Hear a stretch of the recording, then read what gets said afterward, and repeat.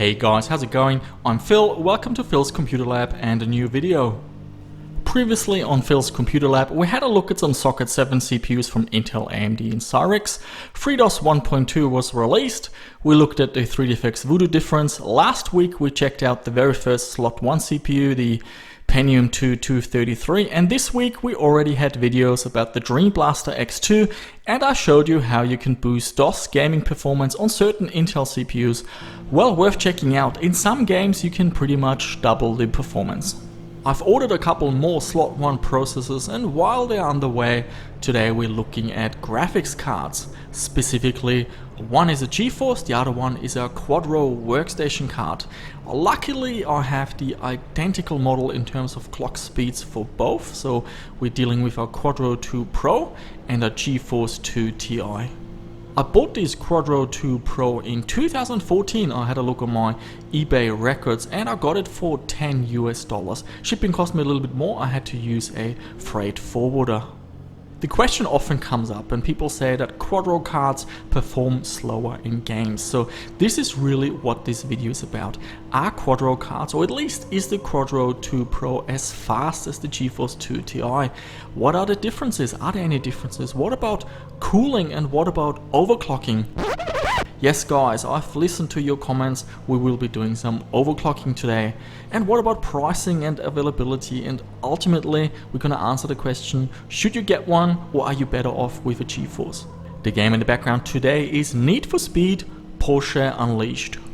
So the Quadro 2 Pro launched in October 2000 and it's really a workstation card. It's meant for professional computer-aided design and not really for games. Now the GeForce 2 Ti, that's a proper gaming card. All the GeForce cards are for gaming. It launched in March of 2001 and by that time the GeForce 3 was already out, so the GeForce 2 Ti kinda held a spot in the entry-level budget segment. There was another GeForce card that came out first, and that's the GeForce 2 GTS. The Quadro came out a little bit later and the GeForce Ti came out much later. The GeForce 2 Ti comes in either 32 or 64 megabyte versions, whereas the Quadro 2 Pro is only available with 64 megabytes of video memory. The GeForce 2 Ti and the Quadro 2 Pro run at the same clock speeds, 250 MHz on the core and 200 MHz on the memory. They use DDR memory, so the effective clock speed of the memory is 400 MHz. Let's have a closer look at the two cards I've got. The GeForce 2 Ti is from ProLink Microsystems. There was no identification on the outside. I had to look at the BIOS code to find out who actually made the card, and we are dealing with the 64 megabyte version. The Nvidia Quadro 2 Pro we've got is an Nvidia reference design. On the back is a sticker with IBM on it, so obviously this was a workstation card meant to go into IBM workstation PCs. It also has 64 megabytes of memory, but all the Quadro 2 Pro cards have 64 megabytes. I had a quick look on the memory on the GeForce 2 Ti. That was really easy. It's a Samsung memory rated at 4 nanoseconds. On the Quadro 2 Pro, I've got no idea what memory is on the card. There are coolers covering them up and I didn't want to remove them. In terms of video outputs, there are differences. The GeForce 2 Ti comes with VGA as well as a TV out, which has S-Video and composite. The Quadro 2 Pro, however, has VGA and DVI, so that's a really nice feature to have, especially these days where lots of us are using an LCD monitor. In terms of the board, the GeForce 2 Ti uses a standard GeForce 2 board design, if we can call it that, whereas the Quadro 2 Pro shares the same higher end board that the GeForce 2 Ultra has. So it's got memory heatsink, it's got the green PCB, and it just looks a little bit of higher quality. Now we will later check out if that actually translates into better performance or maybe higher overclocking. Looking at the fan, the GeForce 2 Ti seems to have a smaller fan in terms of the size. The Quadro 2 Pro has definitely got a larger fan, so maybe the Quadro 2 Pro has a better cooling system. It is really hard to tell the RPM, how fast they spin. There's no sensor built in, but we will have some fan noise tests coming up. I had a look at some historic prices. Back in June of 2001, you could buy the GeForce 2 Ti for $126. The Quadro 2 Pro, however, was a different animal.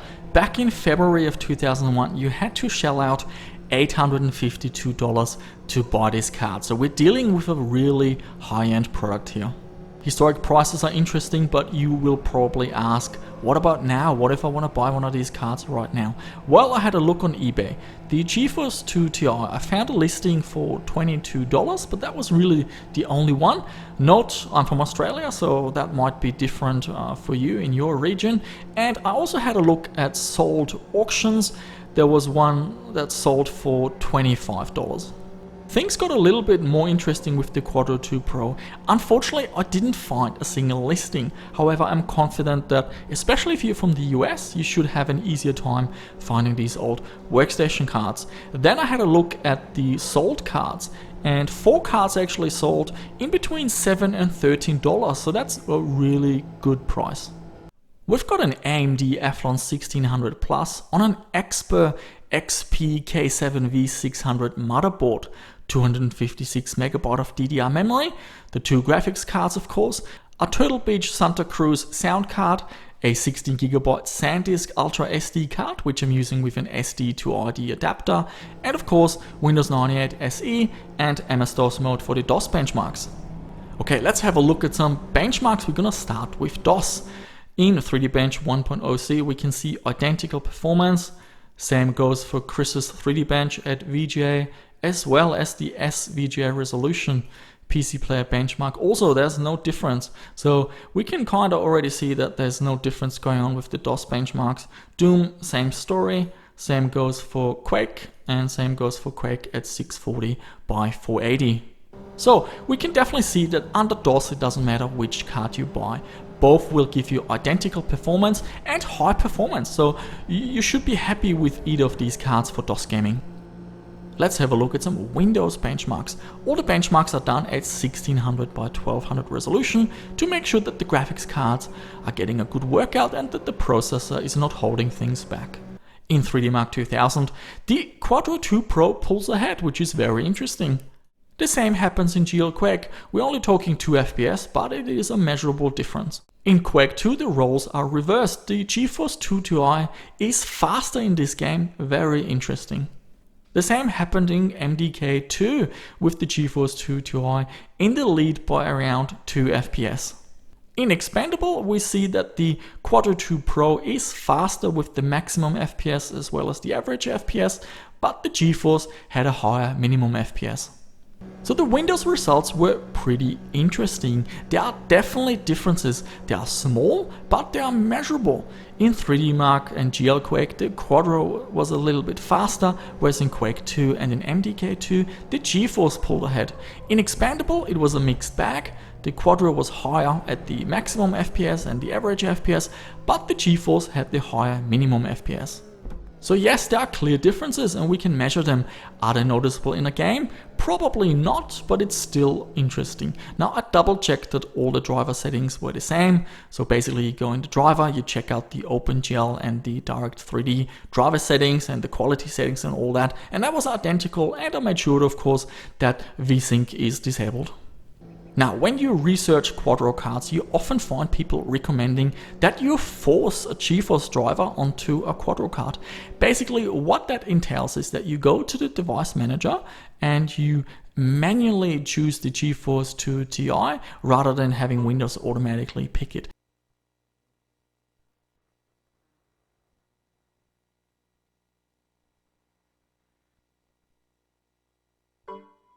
So that's what I did.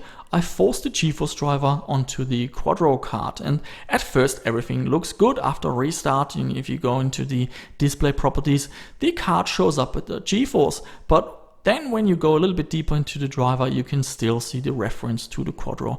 I also ran all the benchmarks under Windows again, and the results were identical to the Quadro driver. So at least for this card, it did not work out for me. Forcing the GeForce driver doesn't make a difference. You get the same results as if you installed the standard Quadro driver. So let's have a listen to how the fans sound. Maybe there's a difference, maybe one card is louder than the other. Note that the recordings are boosted by 18 decibel. So this is not how the cards sound in real life.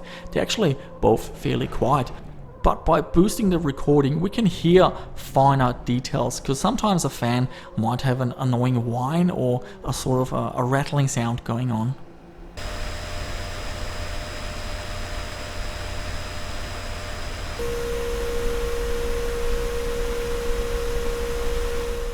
So to my ears, clearly the GeForce sounds nicer, a lot more subdued and calmer and not in your face. The Quadro sounds more noticeable, definitely louder, but do note that the Quadro also has a larger fan.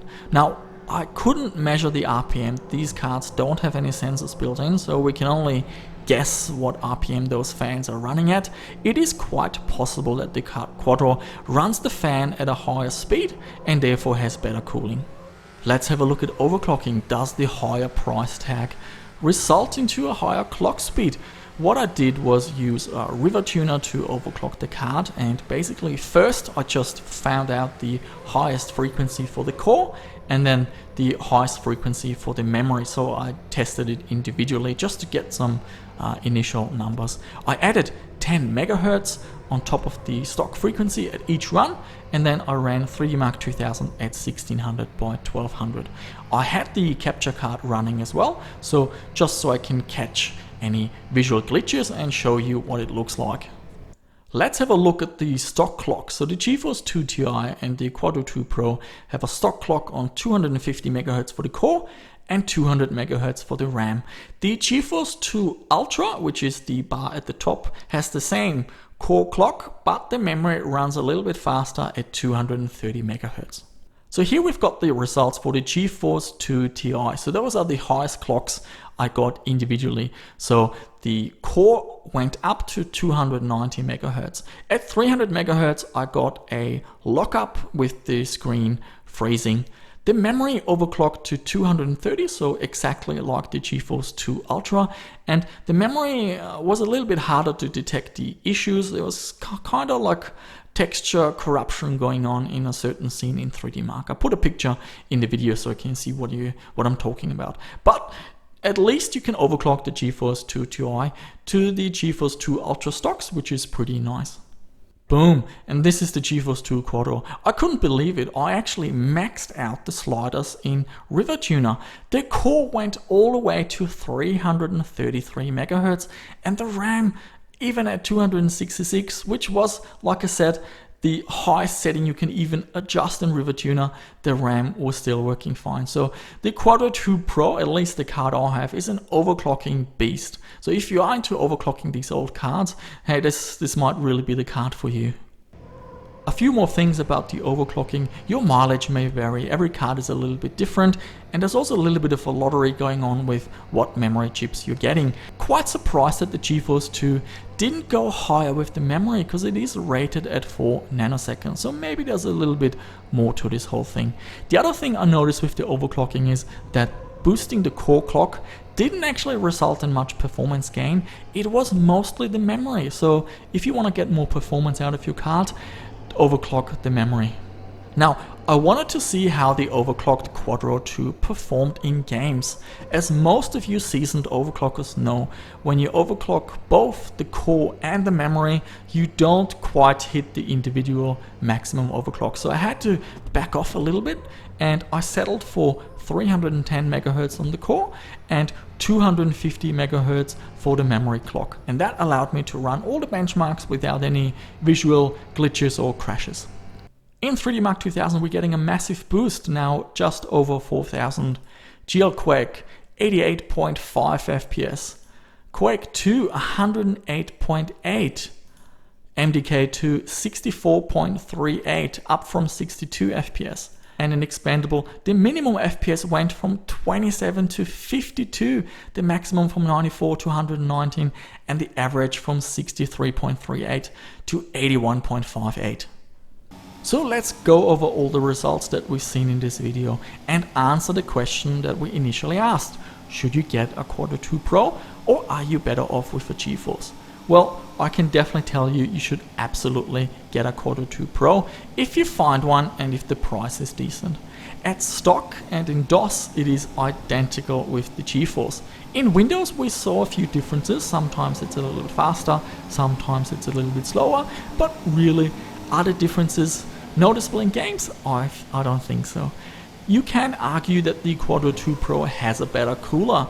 It is certainly a larger fan, and it also makes a little bit more noise, so very likely the cooling is actually a little bit better. Now, overclocking was a real highlight, and I'm actually really happy that I listened to you guys and included the overclocking, because it gave us something extra to talk about. So if you have a Quadro 2 Pro, do check out the overclocking and tell me if you're getting similar good results as I did with mine.